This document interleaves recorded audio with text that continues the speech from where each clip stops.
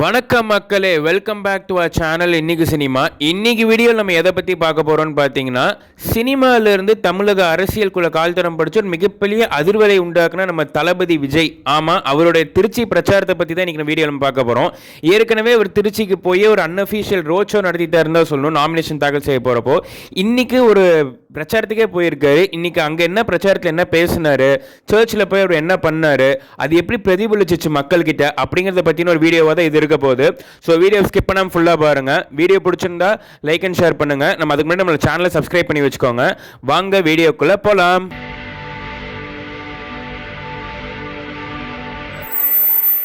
So சமீபத்தில் நம்ம தளபதி திருச்சிக்கு அவர் பிரச்சாரத்துக்கு போயிருந்தப்போ எப்பயும் இருக்கிற கூட்டத்தோடவே இன்னைக்கு ஜாஸ்தி கூட்டம் தான் சொல்லணும். அதுக்கு ரொம்ப முக்கியமான காரணம்னு பார்த்தீங்கன்னா, போன தடவை அவர் திருச்சிக்கு வந்திருந்தப்போ அவர் வேட்புமனு தாக்கல் செய்ய வந்திருந்தாரு, அதாவது நாமினேஷன் தாக்கல் செய்ய வந்திருந்தாரு. அப்போ அவருக்கு வந்துட்டு அங்கே ரோட் ஷோ நடத்துறதுக்கு பெர்மிஷனே கிடையாது. அப்படி இருக்கும்போதே அவ்வளோ கூட்டம் கூடினப்போ இன்னைக்கு ஆக்சுவல் பிரச்சாரத்துக்கே வந்துட்டார். அப்போ எவ்வளோ கூட்டம் கூடி இருக்குங்கிறது நீங்களே யோசிச்சு பார்த்துக்கோங்க. எப்பயுமே ஜென்ரலாகவே திருச்சியில் வந்து மற்ற மாநிலங்களோட வெயில் வெப்பநிலை ஜாஸ்தியாக தான் இருக்கும். அப்படி இருக்கும்போது அந்த வெயில் தளபதி பார்க்கணும்னு சொல்லி அவ்வளோ கூட்டம் கூடிடுச்சுன்னு தான் சொல்லணும். இது போலீஸ்னால கண்ட்ரோலே பண்ண முடியாத அளவுக்கு ஒரு கூட்டமாக மாறிடுச்சுன்னு எல்லாம் சொல்றாங்க. நீங்க அங்க திருச்சியில் இருந்தீங்களா, அங்க உண்மையாலுமே எப்படி இருந்துச்சு அப்படிங்கறத நம்ம கமெண்ட் செக்ஷன்ல சொல்லிட்டு போங்க. இன்னைக்கு திருச்சி ரோட் ஷோல அவர் நடத்தின அந்த பிரச்சாரங்கிறத தாண்டி இன்னொரு ரொம்ப முக்கியமான விஷயம் தான் பயங்கர வைரல் ஆயிடுச்சுன்னு சொல்லணும். அது என்னங்கிறது நம்ம பார்ப்போம். அது என்னன்னு பார்த்தீங்கன்னா, இது ஒரு அரசியல் விஷயம் அப்படிங்கிறதையும் தாண்டி ஒரு ஆன்மீக விஷயம் ஆயிடுச்சுன்னு தான் சொல்லணும். ஏன்னா இன்னைக்கு ரோட் ஷோலே ரொம்ப முக்கியமான விஷயமா என்ன பேசப்பட்டுச்சுன்னு பார்த்தீங்கன்னா, அவர் ரோட் ஷோ போயிட்டு இருக்கும்போது அதே வேளையில் ஒரு புனித அந்தோனியர் தேவாலயம் அப்படின்னு சொல்லப்படுற அந்த சர்ச்சுக்கு போய் ஒரு ப்ரேயர் பண்ண அந்த ஒரு விஷயம்தான். ஏன்னா வந்து விஜய் சார் எப்பவுமே மத நல்லிணக்கத்தை வலியுறுத்துற மாதிரி தான் அவரோட அரசியல் பேச்சுக்களும் நடவடிக்கைகளும் அவரோட நிலைப்பாடுமே இருக்குன்னு சொல்லணும்.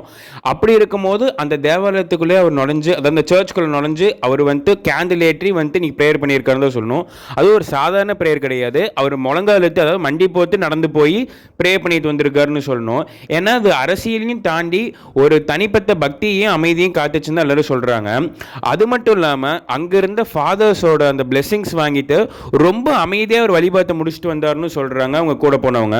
இல்லை இது நிறைய நியூஸ் சேனல்ஸுமே இதை கவர் பண்ணி போட்டிருந்தாங்க. இது அவரோட பிரைவேட்டான ப்ரேயிங்காக இருந்தாலும் நிறைய நியூஸ் சேனல்ஸ் கவர் பண்ணியிருந்தாங்க. இது ஒரு விஷயம் மட்டும் சொல்ல, ஏன்னா இவர் எல்லா மக்களையும் அரவணிக்கிற ஒரு விஷயமா தான் ஒரு மத நல்லிணக்கம் இருக்கணுங்கிற மாதிரி அது வலியுறுத்துற மாதிரி இருக்கணும்.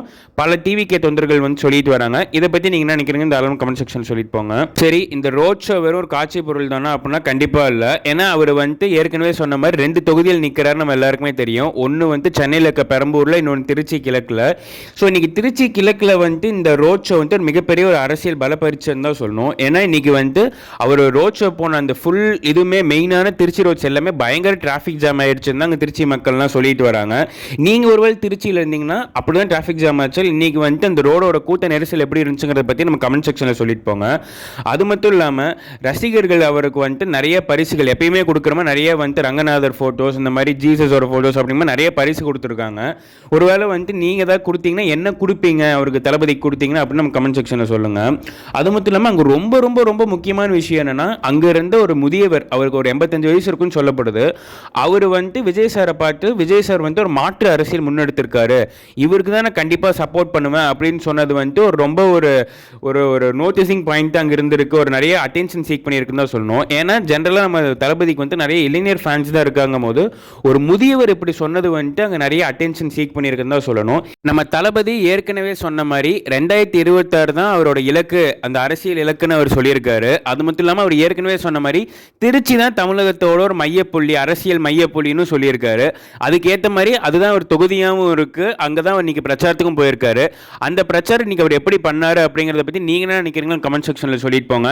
ஏன்னா அது என்னன்னு பார்த்தீங்கன்னா, ஒரு ஆலை அந்த சர்ச்சுக்கு போனதாகட்டும், இல்லை பல மக்கள்கிட்ட அவர் கை குலுக்கி பேசினதாகட்டும், இல்லை ஒரு சமீபத்தில் அறிவிச்ச வந்து அந்த சில ஒரு எலெக்ஷன் மேனிஃபெஸ்டோ 2.0 ஆகட்டும், இதெல்லாம் பார்க்கும்போது பல மக்களும் ரொம்ப அந்த இடத்துல இருந்தவங்க வந்து பலரும் அதை பற்றி பேசி அவர்கிட்ட சொல்லிட்டு வந்தாங்கன்னு தான் சொல்லணும்.